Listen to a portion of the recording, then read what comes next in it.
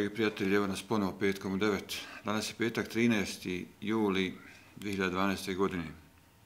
I evo danas je red da nešto kažemo o 17 godišnjici obilježavanja genocida u Srebrenici.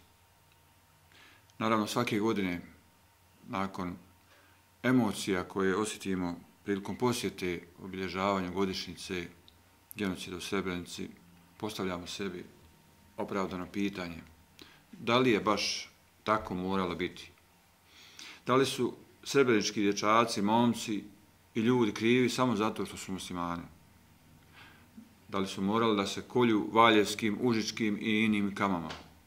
Da li su morali da budu razneseni po svetoj bosanskoj zemlji? Da li je kriva išta bošnjačka djevojčica? Šta je ona zapravo kriva? Da li je kriva samo što je muslimanka? Šta su to krive bosanske džamije? Samo to što su skupljale muslimane.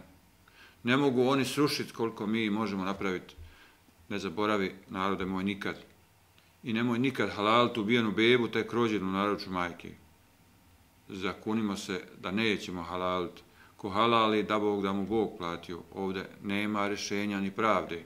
Ili sloboda ili džehennem, kako to kaže jedan moj prijatelj. Kome to nije jasno, neka ide iz Bosne.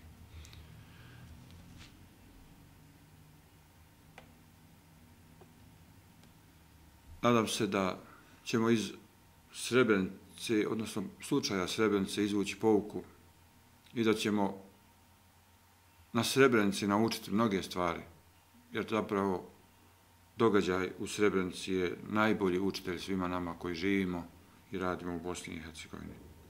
Do sljedećeg petka želim vam svako dobro.